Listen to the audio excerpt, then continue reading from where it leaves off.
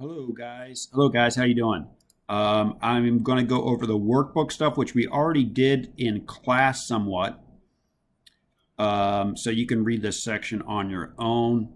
So this is just right here, 9.1, just gives you kind of a summary of everything that you're doing right here. Right here, I think everything is okay for you guys to answer. Remember right here, that one thing that we didn't exactly go over is the how to make a conclusion and one-sided and two-sided alternative hypotheses. One thing for one-sided alternative hypotheses is, remember, that's kind of all the examples we dealt with so far. If it's one-sided, that means the alternative hypothesis, sorry, this is hard to read right here. I'm going to try to write it a little bit better. Hang on one second. Okay, here we go. So the alternative hypothesis right there is the parameter is less than or the parameter is greater than. And that's if it's one-sided. All right, if it's two-sided, that means that the alternative hypothesis is just going to be the parameter is not equal to. All right, so that means it could be greater than, it could also be less than. Okay? All right. P-value, we've already done that a lot. All right, should have no problem with that. How to make a conclusion. We talked about this, but just to sum this up, this all just comes down to when the p-value is low, you're going to reject H sub O. All right, just try to remember that. So what does low mean? Well, low has to do with the significance level, right? It's kind of like our barrier. So if the p-value is less than your significance level, you reject the null and you have convincing evidence for the alternative.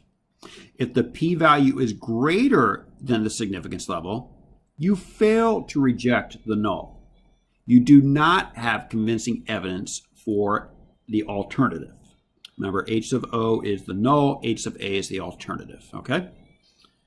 All right, so that's right here, one thing. And for significance level, I know you know what that is. Maybe it's just hard to put that in words. It's like a barrier. It's kind of like your bar, if you will say, of what does low actually mean. So it's the value we use as a boundary for deciding whether an observed result is unlikely to happen by chance alone when the null hypothesis is true. So it's right here. So its significance level is alpha, right? And in this case right here, it's the value that we use as a boundary.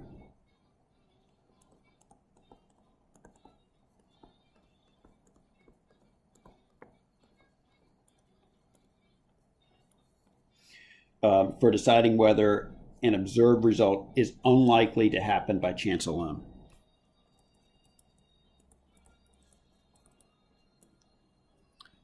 So, you know, in essence, for deciding whether the p-value, let's just make that a little bit easier to understand, where the p-value is low enough to reject the null. All right, that might be actually a little easier to understand right there. So the value is a boundary for deciding whether the p-value is low enough to reject the null and give evidence to the alternative, okay? All right, type 1 error, type 2 error, we went over a lot today. Just to remind you right here that a type 1 error right here, this is when we reject the null and give evidence for the alternative, H sub A, when, now it's an error right here, so if we reject the null, the error would be that the null is true. So when H of O is actually true. Now remember what I said is, this is like a researcher who is too eager. Now you want to give evidence for the alternative, but again, you can't be too eager for it. You have to do it in a right way. You can't, in this case, someone that's too eager would make a type 1 error. All right, type 2 error. You fail to reject the null and don't give evidence for the alternative, convincing evidence for the alternative.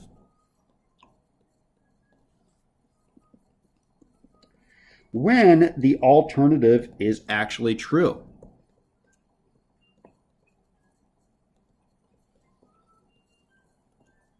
Okay. So in this case, this is a researcher who is too careful. Okay.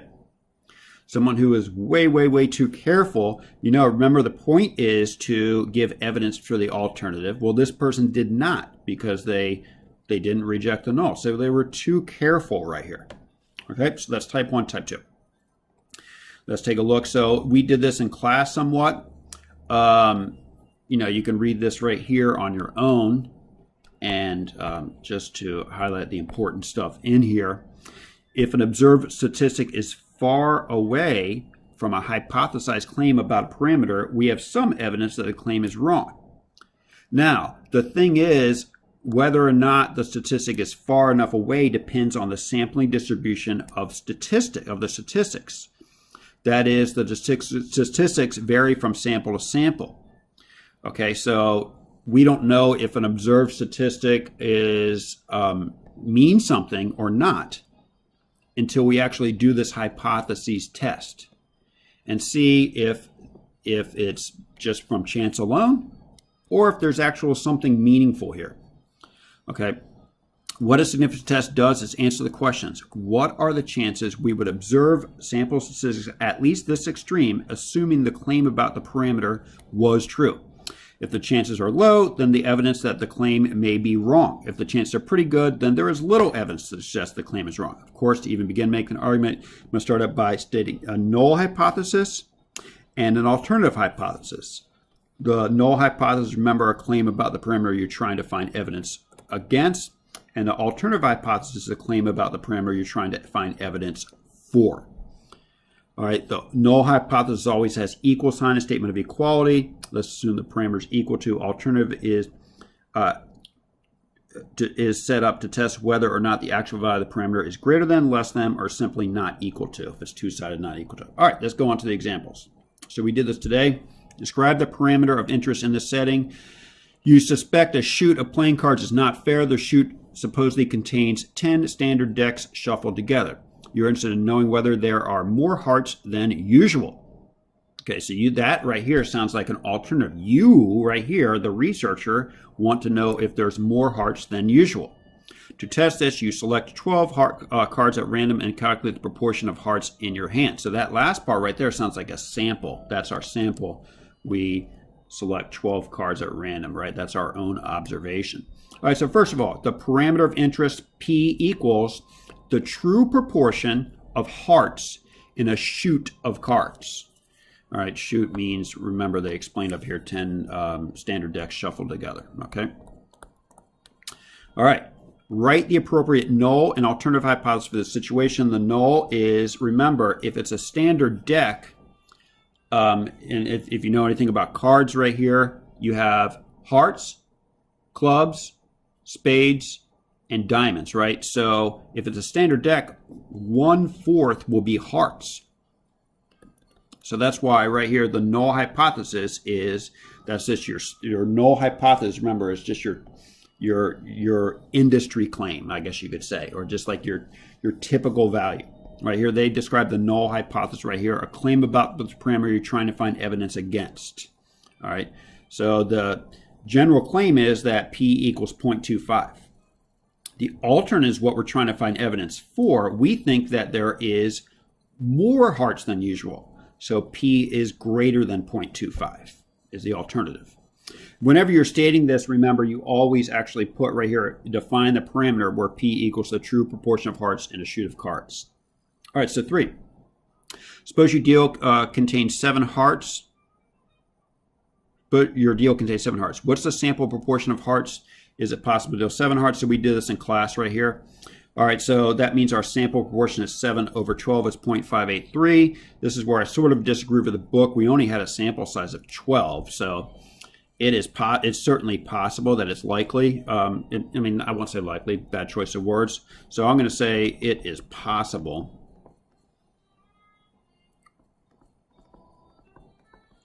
to get a sample proportion equal to 0.583 because the sample size is so small. Okay, it would definitely be less possible if we had a larger sample size, though. So it's a possibility. Now, again, it should be 0.25, so it's off. But again, we had a very small sample. If we had a larger sample size, it would be less likely. Let's go on. Okay. So now, right here, explain what it means for the null hypothesis to be true in this setting. So right here, okay, the null hypothesis is true. That's the standard claim. Remember, the null was, right here, if you recall, that P equals 0.25.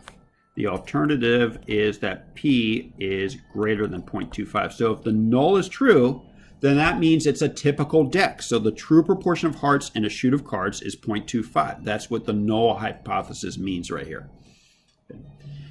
Okay. Or you could even just say it's a standard deck of cards with a proportion of hearts is 0.25. All right, so interpret the p-value in context.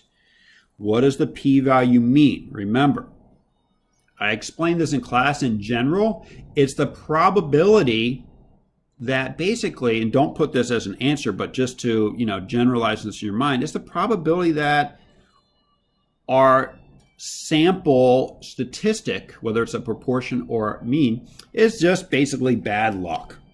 But let's put that in actual AP stats term. It's given that the null hypothesis is true. So given that the true proportion of hearts in a shoot of cards is 0.25. All right, that describes the null being true right here. So given that the null is true, it's the probability of getting a observed value as extreme or more extreme than what we got. So there is if the p-value is 0.004 right here, there is a 0.004 probability of getting a sample proportion, in this case p hat equals 0.53 or greater by chance alone. Okay, that's it. And I should have also, by the way, make sure that you, that I should have mentioned right here, I just noticed right here. I said a p-value of 0.53 or greater by chance alone. And I should have said right here in a sample size of n equals 12.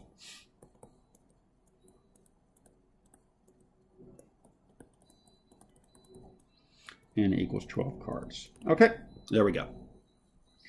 Now, right here. Do these data provide convincing evidence against the null hypothesis at a 5% significance level? Explain. Okay, so this is how we conclude right here. This is what we would do in our conclusion. Because, we're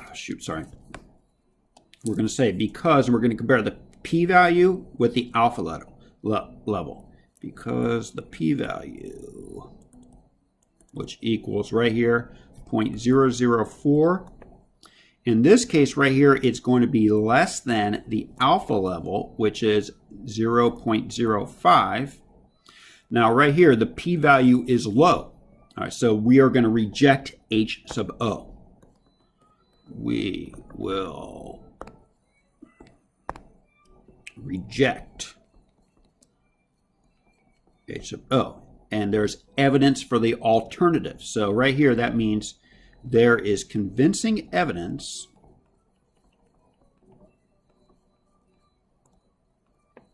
that the true proportion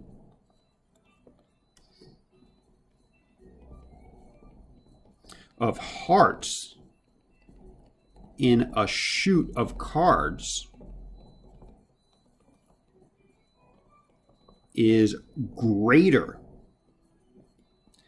than 0.25. Okay, that's it right there.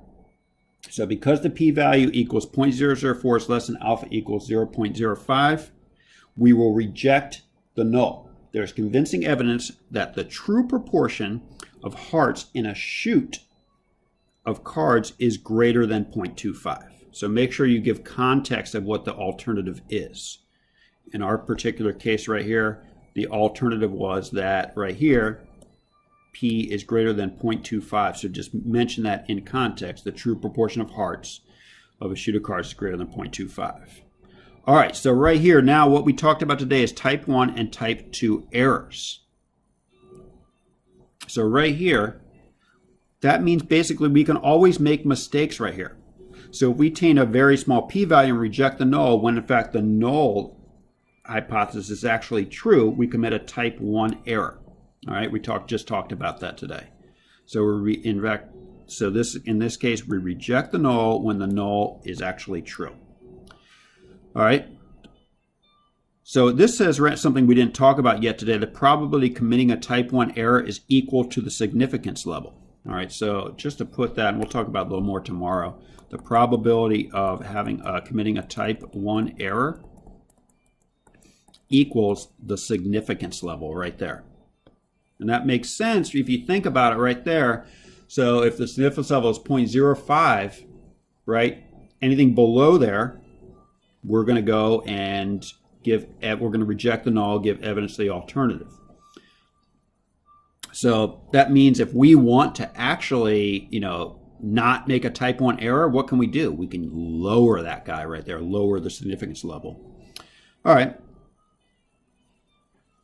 So right here, as I said, the probability of committing a type 1 error is equal to the significance level, alpha. If we obtain a relatively large p-value and we fail to reject the null, when in fact the null hypothesis is false, we commit a type 2 error. Okay, so we fail to reject the null when the null is actually false, right? We would be expected to calculate the probability of a type 2 error. You will not be expected to calculate the probability of type 2 error. However, you should be able to interpret both type 1 and type 2 errors in the context of the situation, explain the consequences. Let's do it. All right, so in our setting right here that we had, the null hypothesis is P equals 0.25. The alternative hypothesis is P is greater than 0.25, where P was the true proportion of hearts in a shoot of cards. All right, let's do it here. Let's see. Describe a type 1 error in this setting. All right. Okay, in this case, we reject the null when the null is actually true. So that's actually right here. So we reject the null, and if we reject the null, we're going to find convincing evidence for the alternative. So we reject the null and find convincing evidence that the alternative was the true proportion of hearts is greater than 0.25.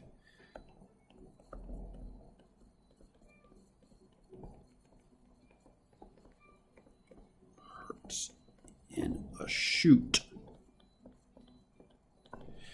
of cards is greater than 0.25 when in fact the true proportion is 0.25. So what happened? We rejected the null when the null is actually true.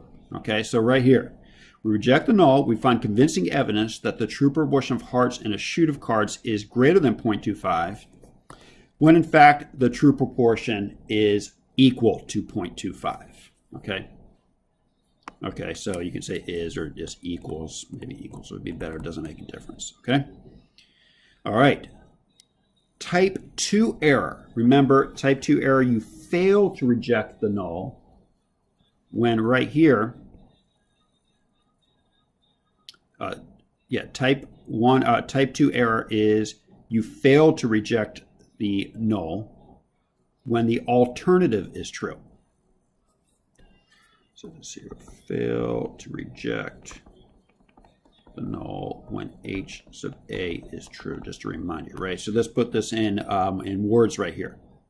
So in this case right here, we do not find convincing evidence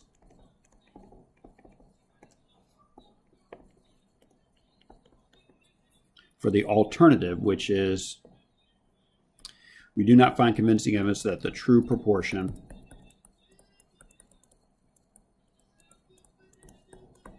of hearts in a shoot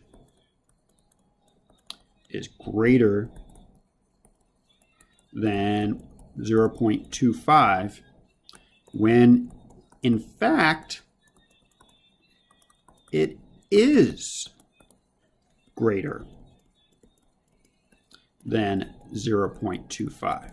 Okay, so in this case, don't say that we one thing I think people always mess up right here is don't say that we found the null to be true. You never say that. Okay, either you reject the null or you fail to reject the null. So in this case right here, we fail to reject the null when the alternative is actually true. And when we put that in context, so we do not find convincing evidence that the true proportion of hearts in a shoot is greater than 0.25 right here. So if we fail to reject the null, that means we don't find convincing evidence for the alternative. But if it's a type 2 error, the alternative is actually true, when in fact it is greater than 0.25. Okay? So that's a type 1 error and type 2 error. It's hard. You said that, I remember in the sample, an example, we would find consequences of this. I mean, in this case, there's not really consequences. You just, mistakenly thought that it wasn't a fair deck, basically. In a type 1 error, right here, you reject the null when the null is actually true. So for a consequence of type 1 error, you think that it's an unfair deck when it's actually a fair deck. A type 2 error right here, remember, that's if you're being too careful, you don't find evidence that it's a unfair deck when it actually is an unfair deck. All right. Anyway, we'll do more examples of this, and that is it. Have a good day.